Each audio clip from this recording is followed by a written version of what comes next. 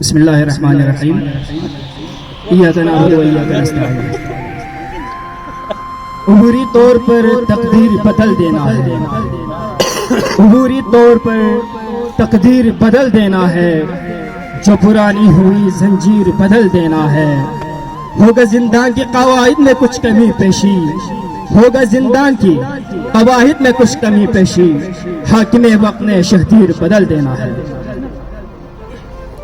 یکم نومبر گلگت بلتستان کی آزادی کا دن ہے۔ یہ دن چونکہ ہم 2-3 دن تاخیر سے منا رہے ہیں کیونکہ بیچ میں چھٹیاں آ رہی تھیں، لیکن پھر بھی پاکستان میں رہنے والے اور گلگت بلتستان میں رہنے والے تمام برادران کو دل کی اتھاہ گہرائیوں سے مبارکباد پیش کرتا ہوں۔ تاریخ آزادی گلگت بلتستان کافی طویل ہے، لیکن وقت کی قلت کو پیش نظر رکھتے ہوئے تاریخ کا ایک تایانہ جائزہ آپ کی خدمت میں پیش کرتا ہوں۔ کشمیر پر سکھ حکومت کا راج تھا، جس سے ڈوگرا راج کہا جاتا ہے۔ ڈوگرا راج نے 1846 میں گلگت بلتستان پر حملہ کیا، لیکن اس دوران وہاں پر مقامی راجاؤں کی حکومت تھی اور عوام نے اس حملے کو ناکام بنایا۔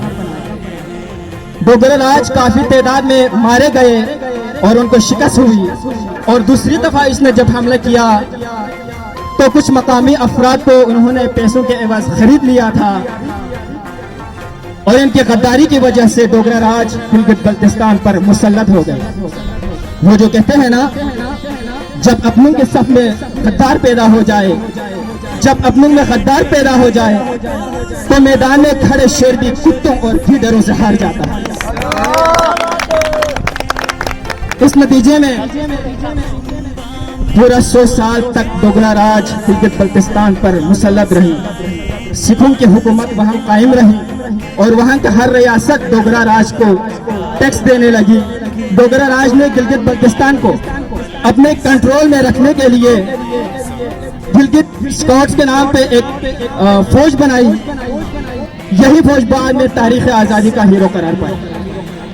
تقریباً 100 سال تک کشمیر کے ڈوگرا راجہ نے گلگت بلتستان پر، کشمیر کے ڈوگرا راجہ ہری سنگھ نے گلگت بلتستان پر اپنا ناجائز قبضہ برقرار رکھا۔ 1947 میں جب پاکستان معرض وجود میں آئی تو گلگت بلتستان میں بھی ایک تحریک آزادی کی ایک لہر شروع ہو گئی۔ گلگت اسکاؤٹ کا ایک مقامی کرنل مرزا حسن خان نے ڈوگرا فوج کے خلاف ایک کامیاب بغاوت کا آغاز کیا۔ مقامی افراد نے پتھروں، ڈنڈوں، تلواروں اور کلہاڑوں کے نظریے سے ڈوگرا راج کا گلگت بلتستان سے خاتمہ کرا اور ایک آزاد حکومت قائم ہو گئی، جس کا صدر شاہ رئیس خان تھا۔ کرنل حسن خان گلگت اسکاؤٹ کا چیف بنے۔ یہ نئی حکومت تقریباً 16 دن تک قائم رہی۔ اس حکومت نے بانی پاکستان قائد اعظم محمد علی جناح سے رابطہ کیا اور غیر مشروط الحاق کی پیشکش کی، اور جس سے قبول کر لیا گیا۔ پاکستان نے ایک پولیٹیکل ایجنٹ سردار عالم خان کو گلگت بلتستان بھیجا، یعنی FCR فرنٹیئر کرائم ریگولیشن کو بطور قانون نافذ کر دیا۔ گلگت بلتستان کے عوام کو یہ توقع تھی کہ پاکستان اس سے فوراً صوبے کا درجہ دے گا اور انہیں پاکستانی کہلائیں گے، لیکن گلگت بلتستان کو مسئلے کشمیر کے ساتھ الحاق کر کے اس سے معلق کر دیا، اور تاحال اس سے آئینی حقوق سے محروم رکھا گیا، آئینی حقوق نہیں دیے گئے۔ 1948 میں حکومت پاکستان نے گلگت بلتستان کو کشمیر کی طرح متنازعہ قرار دیا اور کشمیر کا حصہ قرار دیا۔ 28 اپریل 1949 کو حکومت پاکستان اور آزاد کشمیر کے حکومت کے اہلکاروں نے معاہدے کراچی پر دستخط کیے، جس کے تحت حکومت گلگت بلتستان کے معاملات کو حکومت آزاد کشمیر کے بجائے وفاقی حکومت پاکستان کا حوالہ کر دیا۔ اس معاہدے میں گلگت بلتستان کا کوئی نمائندہ شامل نہیں تھا۔ حکومت پاکستان کی یہ دوغلا پالیسی سمجھ سے باہر ہے۔ جب ملک کو حوالدار لالک جان، شہید نشان حیدر جیسے بہادروں کی ضرورت پڑتی ہے تو کہتے ہیں یہ تو پاکستانی ہیں۔ لیکن جب آئینی صوبے کا مطالبہ کرتے ہیں، آئینی حقوق کا مطالبہ کرتے ہیں، تو کہتے ہیں گلگت بلتستان ایک متنازعہ علاقہ ہے۔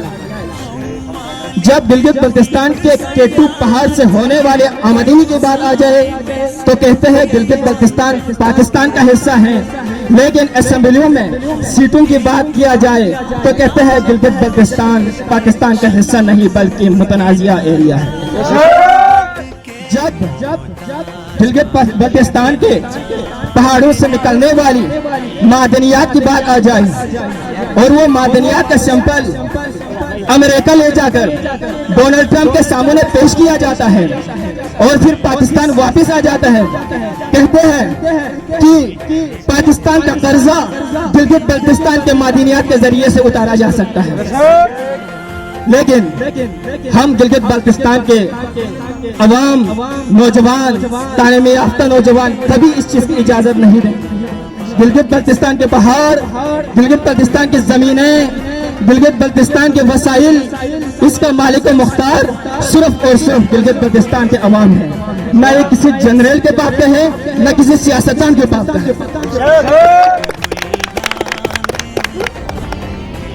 ہمارے نوجوان ہم وقت اپنے علاقے کی، اپنے خطے کی حفاظت کے لیے سیسا پلائی دیوار کی طرح ہمیشہ یہ صدا بلند کرتے ہوئے کھڑے ہیں کہ ثبوت دیں گے وفا کا یوں اشتباہ غلط، ثبوت دیں گے وفا کا یوں اشتباہ غلط، ملا کے خاک میں رکھ دیں گے ہر سپاہ غلط، برابِ کعبہ ہم آنکھیں نکال چھوڑ دیں گے، اٹھی جو ملک کے جانب کوئی نگاہ غلط۔ جناب ساتھ، آزادی حاصل کرنے کے بعد میرے بزرگوں نے بنا کسی تاخیر کے پاکستان سے الحاق کا فیصلہ کیا، لیکن آزادی حاصل کرنے کے بعد کسی ملک سے الحاق کا فیصلہ کرنے کے بعد بات یہاں پہ ختم نہیں ہو جاتی۔ میرے گلگت بلتستان کو 75 سال کا عرصہ گزرنے کے بعد بھی در در کی ٹھوکریں کھانا پڑا۔ میرے جیبی کا تعلیم یافتہ جوان کچھ اس طرح پریشان ہے جیسے کوئی مسافر آدھی رات کو کسی ریگستان میں پھنس چکا ہے۔ جناب ساتھ، کچھ لٹیروں، جاگیرداروں اور کرپٹ لوگوں کی وجہ سے خدا داد پاکستان کو بہت سے مشکلات کا سامنا کرنا پڑ رہا ہے۔ جناب صادر علی وقار، جن حالات میں میرے جیبی کے باسیوں کا خون چوستا جا رہا ہے، ایسے حالات میں جس آزادی کو میں اور آپ منا رہے ہیں، میں اس آزادی کو اس نظر سے دیکھتا ہوں، خوددار میرے شہر کے فاقوں سے مر گیا، خوددار میرے شہر کے فاقوں سے مر گیا، راشن جو آ رہا تھا وہ افسر کے گھر گیا، چڑھتی رہی مزار پہ چادر تو بے شمار، باہر جو ایک فقیر تھا سردی سے مر گیا، روٹی امیر شہر کے کتوں نے چھین لی، فاقہ غریب شہر کے بچوں میں بٹ گیا، چہرہ بتا رہا تھا کہ مارا ہے بھوک نے، حاکم یہ کہہ رہے تھے کہ کچھ کھا کے مر گئے۔ آتے ہیں بیرونی ملک سے لوگ آتے ہیں، وہ لوگ دیکھتے ہیں کہ جی بی کے لوگ بہت ٹیلنٹڈ ہیں، وہ لوگ بہت قابل ہیں اور سمجھدار ہیں، پر افسوس مجھے دل کا یہ ہوتا ہے علی وقار، وہاں نہ کوئی میڈیکل کالج ہے، نہ اعلیٰ سطح کی یونیورسٹی ہے، نہ بنیادی وسائل ہے، نہ بنیادی سہولت فراہم کیا جاتا ہے۔ میں اپنے ملک سے شکایت نہ کروں تو اور کیا کروں؟ یہ میرا حق ہے، میں اپنے ملک کے لیے شکایت ضرور کروں گا، لیکن اپنے وطن کے لیے ایک شعر ضرور پڑھنا چاہوں گا۔ زبان پر بے وفائی کے گلے شکوے تو ہے، لیکن میں اپنے دل کے ہر گوشے میں پاکستان رکھتا ہوں، میں اپنے دل کے ہر گوشے میں پاکستان رکھتا ہوں۔ السلام علیکم۔